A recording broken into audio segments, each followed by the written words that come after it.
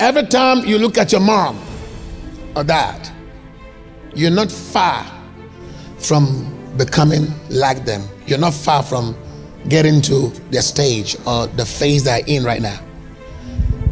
You will likely, because of the family you are coming from, because of the bloodline, always look at what your dad and mom struggled with. They are the strongholds that run in your bloodline.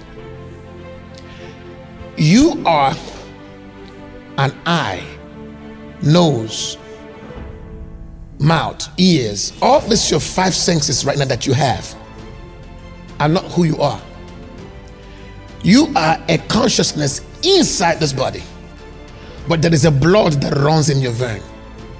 That blood carries the DNA of the struggles, insecurities, trials, troubles, issues, diseases, afflictions that run in your bloodline.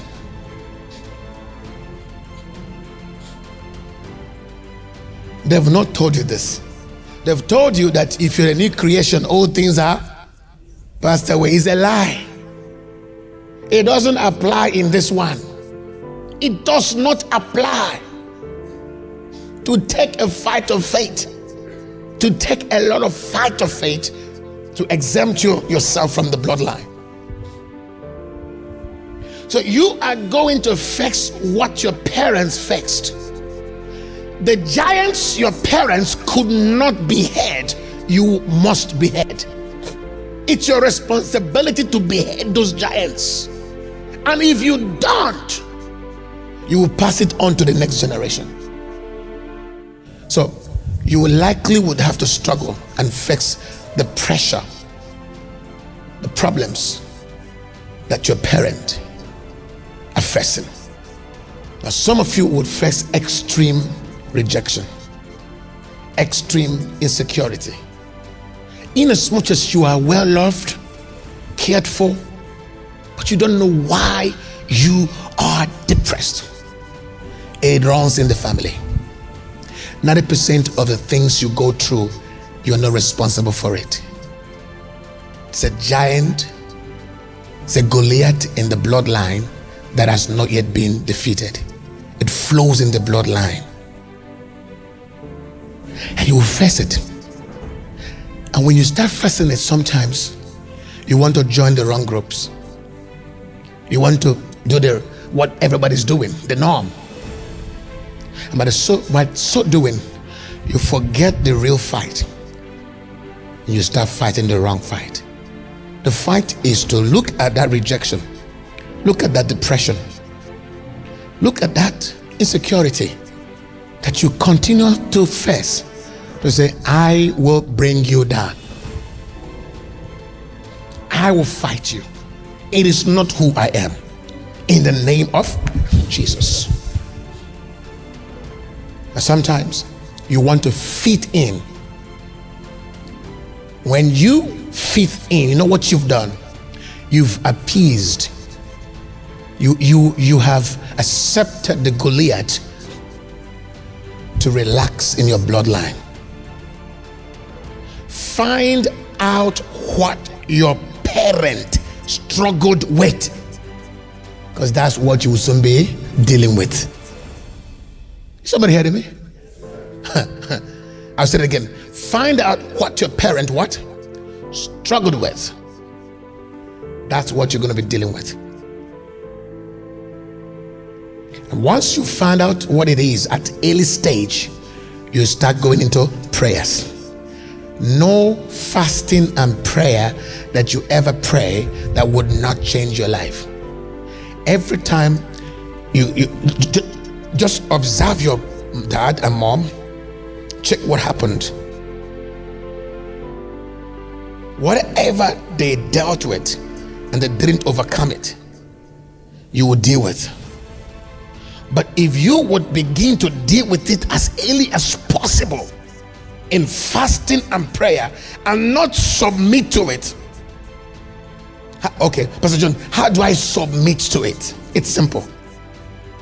when the pressure of the bloodline comes against you, you begin to find a way to ease yourself, to either succumb to drug, to sex, to joining a group, to some kind of whatever it is. It's like one has cancer and doesn't want to go through chemotherapy, but he takes Panadol that calms or that reduces or that subsides the pain. You're not dealing with the root of the problem, you're only dealing with the symptoms. So anytime you face chronic depression or pressure or whatever it is that is uniquely traceable to your bloodline, what do? Don't find a quick way out. Find a longer and a better way to break it. A quick way out is to accept it. A quick way out is to compromise and find a way to ease the pressure. Let me tell you something. I love to go through that pressure and defeat it. If it's rejection, the rejection is not that people are rejecting you. It is that everything that people do to you translates to rejection. It translates, it's like normal thing, you see it as rejection. Because it is a consciousness that is highly activated in your, approach to things, in your reading to things, in your response. Everything will translate to rejection because you are dealing with what? Rejection in the bloodline. So you perceive all things as rejection. Listen, the worst thing that can ever happen to any person in life is to blame circumstances happening before him without knowing that it is him that is reading into that circumstances.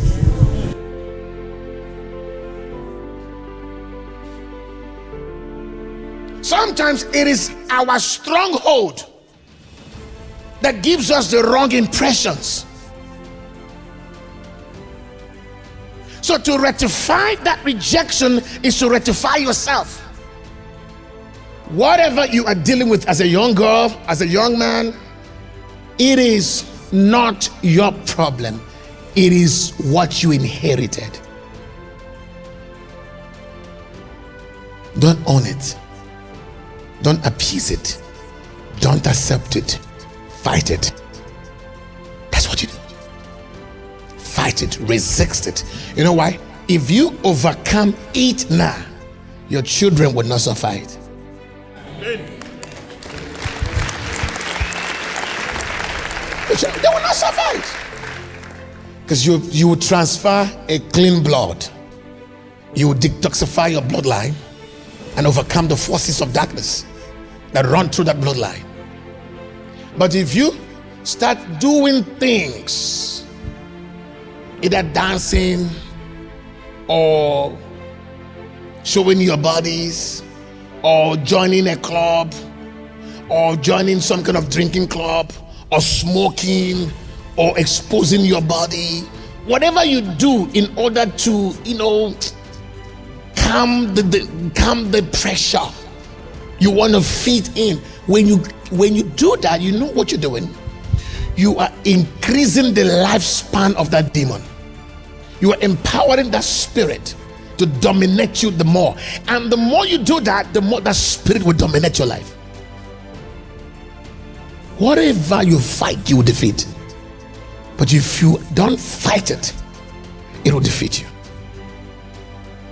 90% of what you are dealing with now as young people, it's never what you developed. It is never your problem.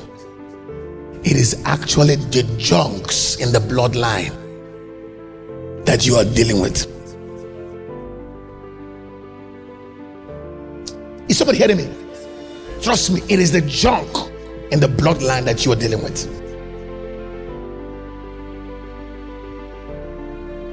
Whatever you are dealing with right now, you're too young to have accumulated anything to deal with. You've not done anything much. It's a bloodline. You're still very young. Why going through chronic depression? Why going through chronic circumstances? It's not you. It is called threats.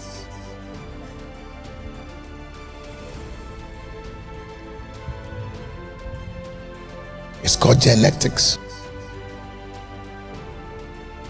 It's the genetic threats. The strongholds in the bloodline. Don't accept it. Fight it. Come to church. Worship God. Worship God.